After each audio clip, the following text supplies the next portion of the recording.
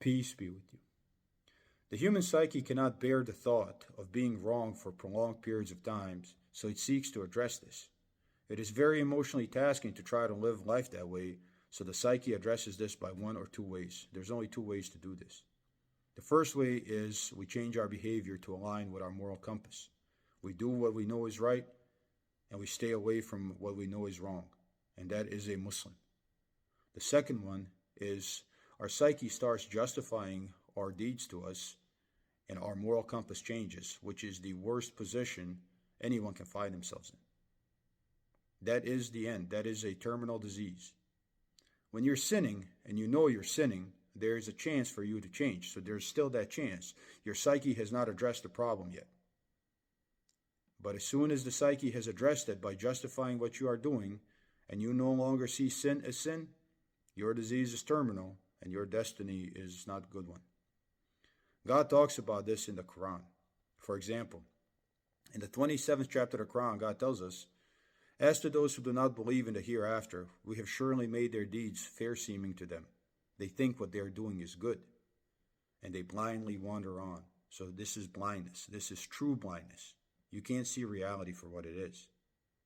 Or in the 16th chapter of the Quran, verse 63, "By God, most certainly we sent to nations before you, but the devil, the shaitan, made their deeds fair seeming to them. So he is their guardian today, and they will have a painful punishment." Again, these people didn't change because they thought that they were doing good. Or in the 47th chapter of the Quran, verse 14, "What is he who has a clear argument from his Lord like him, to whom the evil of his work is made fair seeming, and they follow their desires?" And that is why people become blind. They follow their desires. I'll give you a few examples.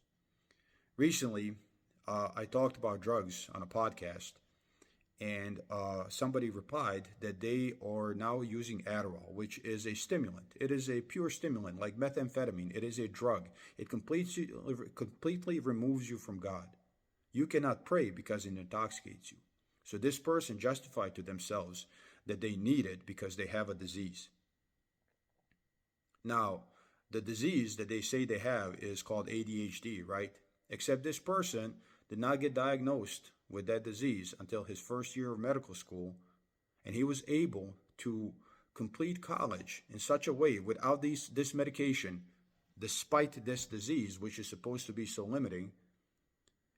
He didn't only complete college, he completed it in top 3% of the people in the world who are able to enter into medical school. So he is a high performer. So you have this high performer who now has justified to himself using drugs, basically a methamphetamine. It's not an actual methamphetamine, but it provides the same experience as methamphetamine on a dose-dependent fashion. And if you know anything about addiction, it's not the substance that you seek, but the experience that the substance provides. So because they provide the same experience, they are equally as addicting. And now this person, who is the top 3% in the world, high achievers, has decided to use drugs and has justified it as a disease. And this person has now removed themselves from God because they can no longer pray, and that will change their perception of the world. And this is what God is talking about in the Quran. There's another example in the Quran of what we call abortion these days, right? In the 6th chapter of the Quran, verse 137, God says, "And thus their associates have made fair seeming to most of the polytheists the killing of their children, that they may cause them to perish and obscure for them their religion. And if God had pleased, they would not have done it. Therefore leave them and that which they forge." People kill their children, but they kill them in such a way to where they don't have to see that. Nobody shows them the body parts that get stacked, like for example in a second trimester abortion. That's just ripping body parts out.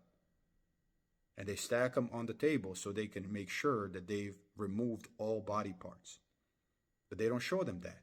So these people think that they are doing something good.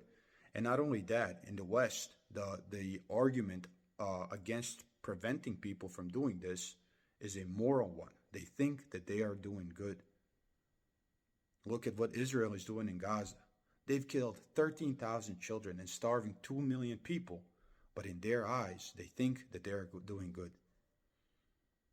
That is the greatest disease, and hell awaits all people who are blind like that.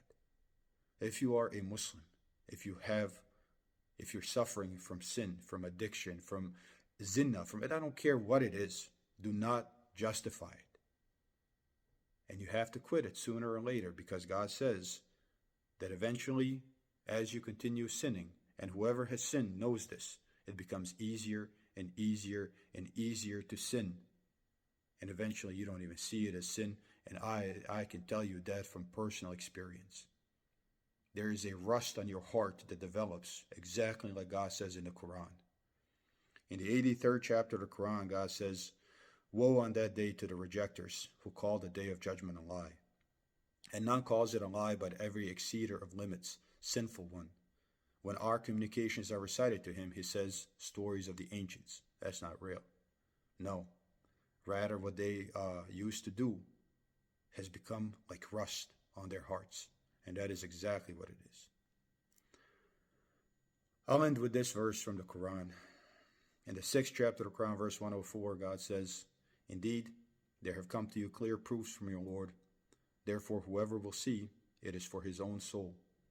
And whoever will be blind, it will be against himself. And I am not your guardian." That is what Prophet Muhammad told people. That is what God told him to say. Peace be with you.